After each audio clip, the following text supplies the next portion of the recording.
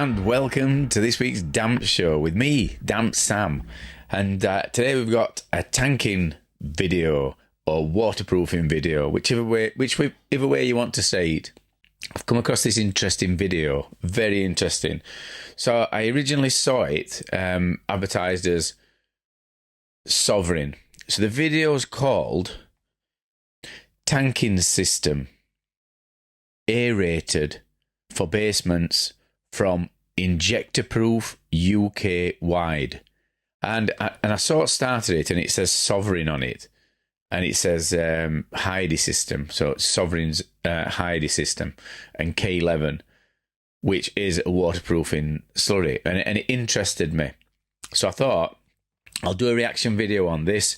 It's had 28,000 views, and it's from 11 years ago. Here we go. We'll get it going. Sovereign Chemicals Limited has long been acknowledged as the respected name in the field of manufacturing and supplying products for the construction industry. Throughout this industry, the problem of lateral damp penetration and running water has always been a major concern, particularly in below-ground situations when developing new or converting existing cellars and basements. Sovereign, the country's leading damp-proofing and waterproofing company. I'll just stop it there because it's saying Sovereign is the leading damp-proofing and waterproofing. I don't think they are, actually. Sovereign do still do some good products, and but in my eyes, they seem to have been overtaken by Let's Get On With The Show. Has been fundamental in acquiring the ultimate answer. The Sovereign Heidi K11 tanking system. So this system is, you'll have heard me bang on about this because Barnsley Council, they had contracts to do all properties in Barnsley to damp proof them, and this is what got put in every single house. K11, the K11 every single house, because they wanted a belt and braces approach. But above ground level, if a damp proof, a proper DPC and replastering can be put in place, there's no need for this. If there's no lateral damp, there's no raised ground levels, this system shouldn't be anywhere near an upstairs. There's better systems than the systems that will work. Which will provide Type A protection to below ground structures. So Type A is a barrier system. So it's a cementitious barrier system and a polymer modified slurries, and they've all been adapted to make a complete barrier inside and to create a tank if you've got 4 walls that are all earth retaining. Defined and easy to use solution to the problem of dampness and running water in below ground and many above ground situations. This is a site with which you are undoubtedly familiar. A basement made virtually unusable through lateral penetrating dampness, and the defects are plainly visible. By using the Sovereign Heidi K11 tanking system, a cellar basement exhibiting these symptoms can be transformed into useful and valuable additional space, whether your choice is for storage, office space, cinema room,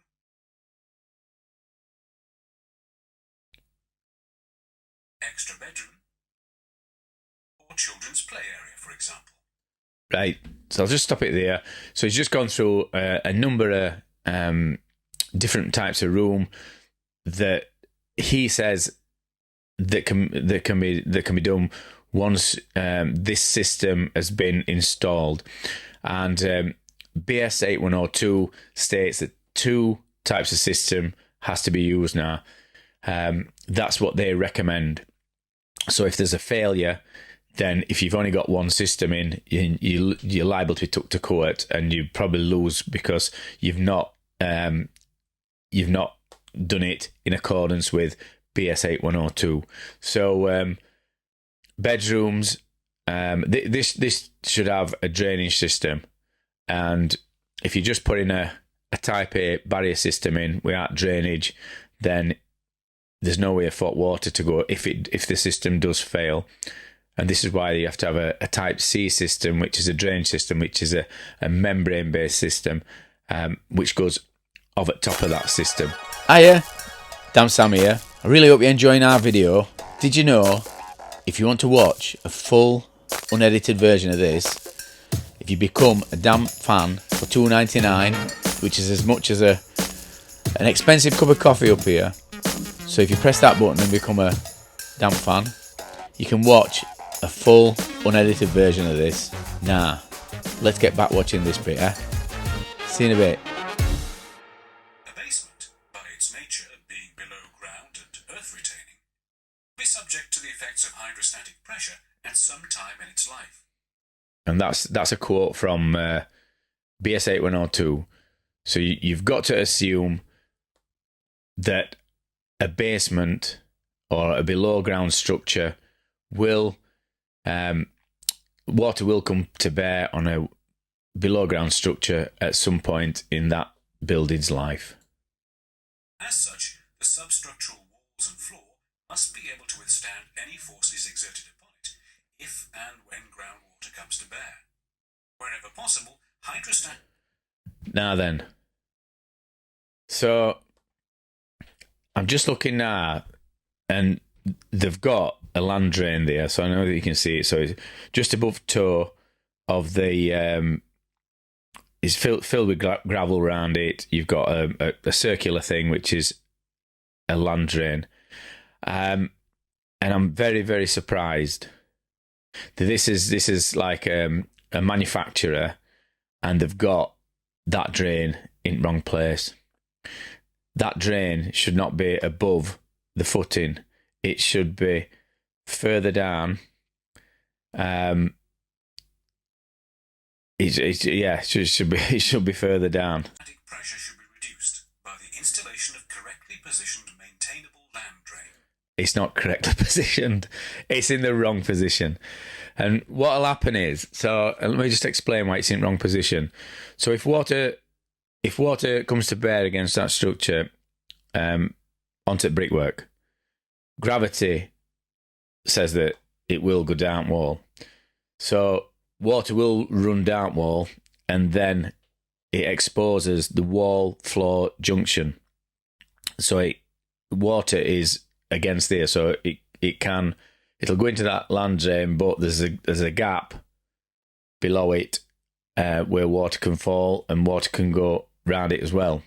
So it needs to be further down so that water will drop all the way down and not be against that area, which is a weak spot.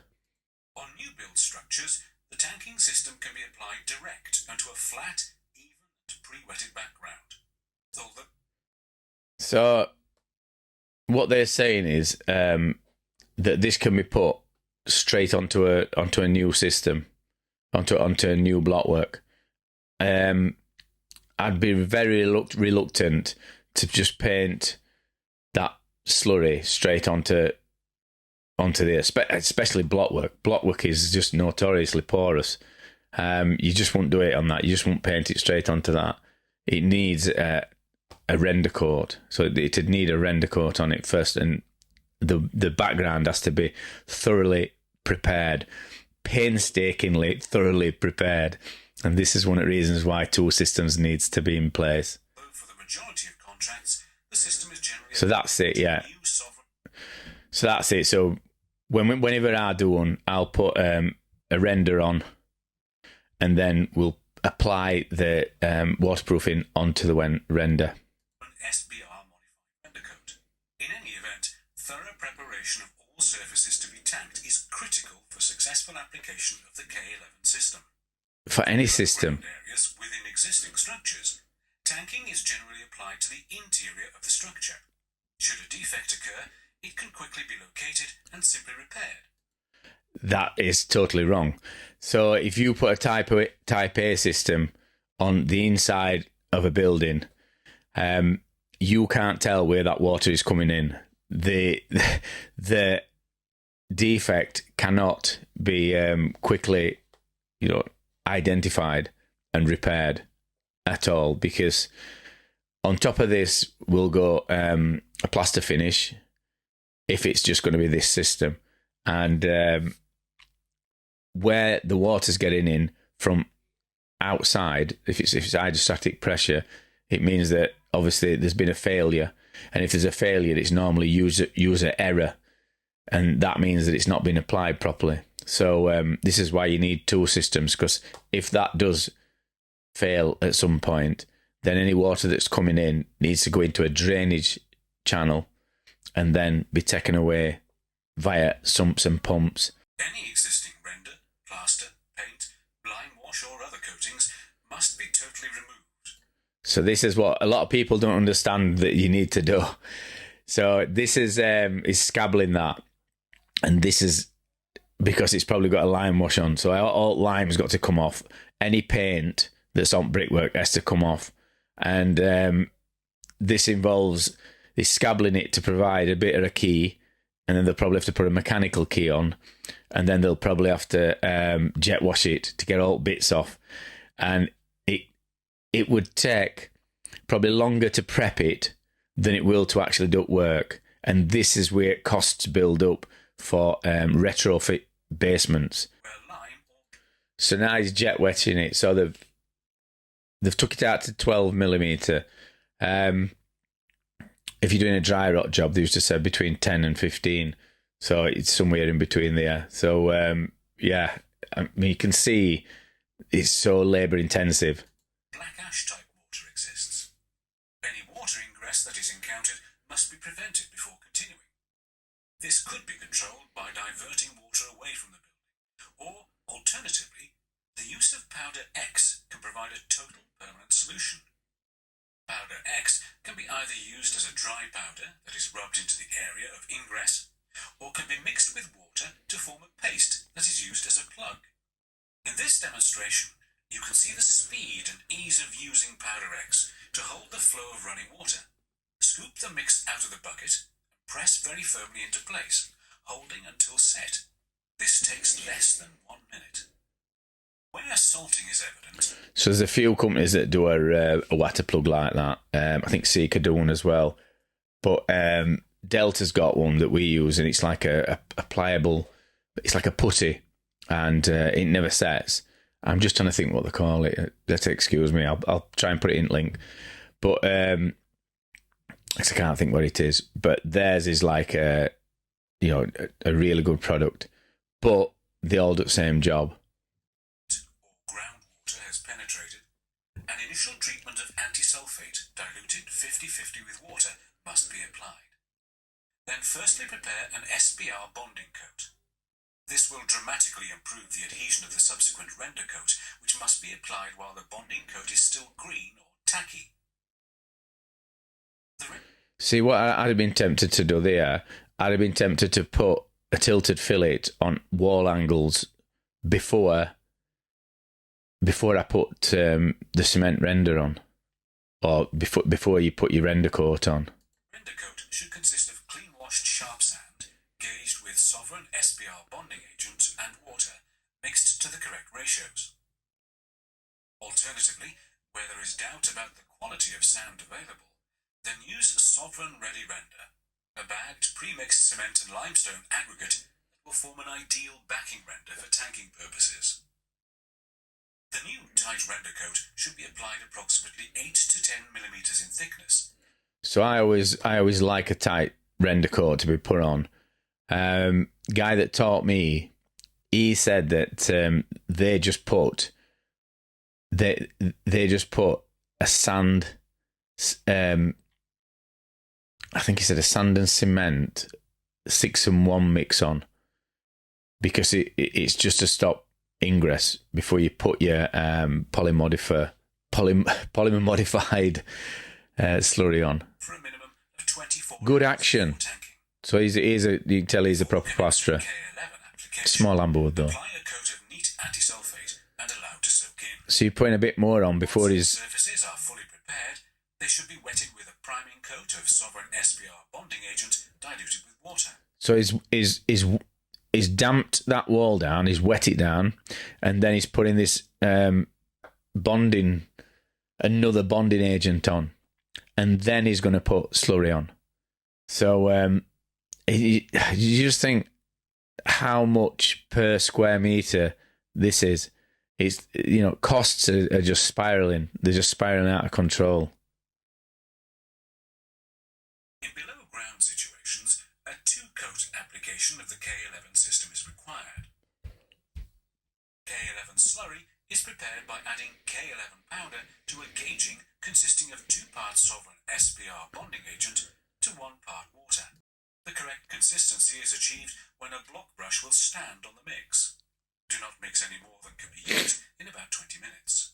K11 is applied using a block brush. The final strokes of the first grey coat being applied horizontally.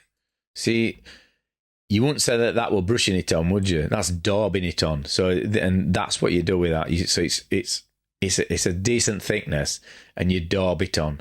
And I've seen a few videos on about how you put this waterproofing slurry on. I think I've commented on them, so you might have seen them. One guy, and he were getting to mix it up like paint, thinner than paint, saying it went on better. It's defeated object. It's tool battery. It's not. And plus, he were putting it on above ground. Anthony Parry or something, Ali Parry or something, Harry Parry. So this is thickness that you have to do it at in 2 coats, because it's got to be quite substantial. And it's got to be bonded to its background. Once set up, a fillet of barrier mortar must be applied to all vertical. See, they're putting a fillet of barrier mortar, so that it's like another product.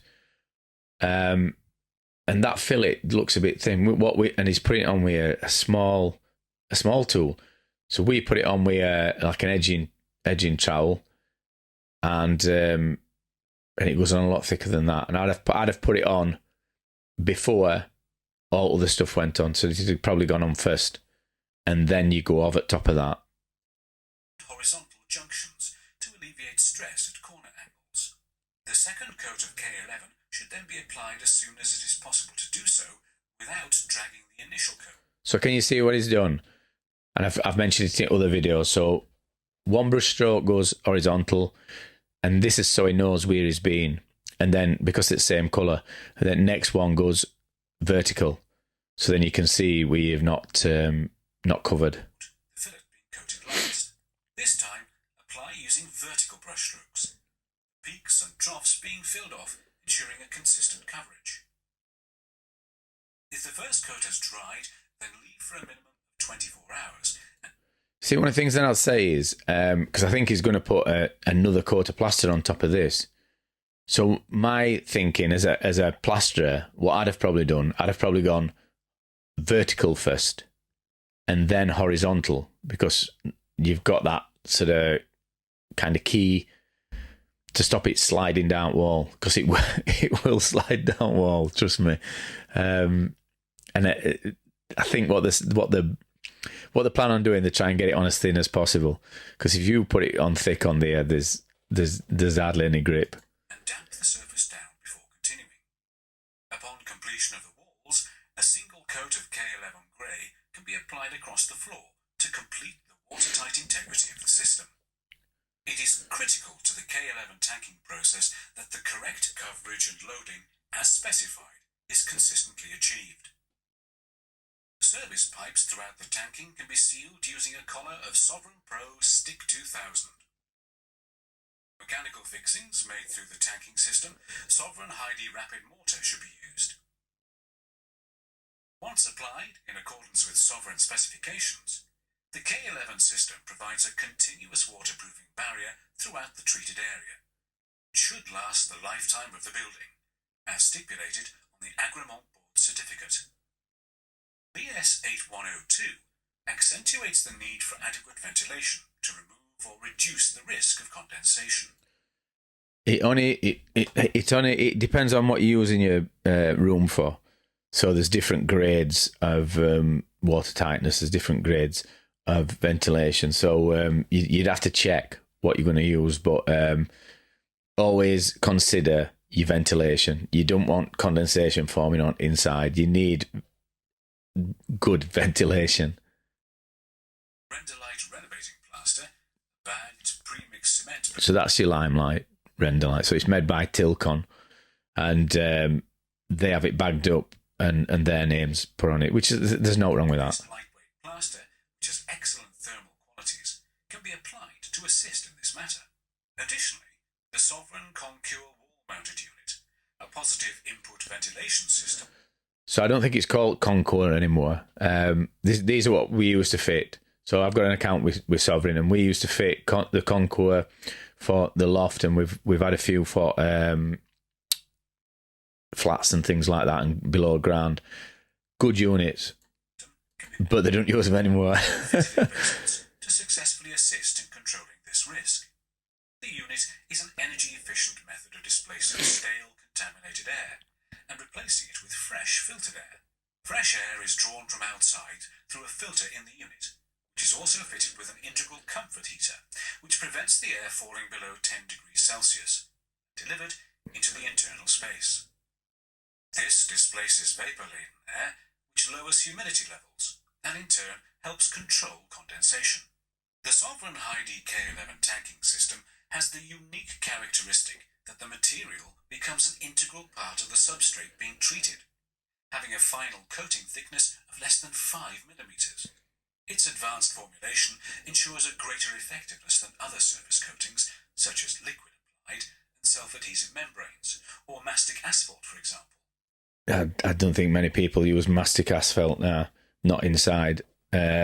Some get used outside, but they shouldn't really be using it outside. There's better systems on market. Which all require loading coats and supporting walls, resulting in a large reduction of available space. Though primarily used in basement waterproofing, the K11 system is effective in many other applications, including protecting against effects of penetrating and rising damp where installing a conventional damp-proof course is not feasible. Yeah, I understand what he's saying. Use it. You can use it for lateral damp, differing ground levels. I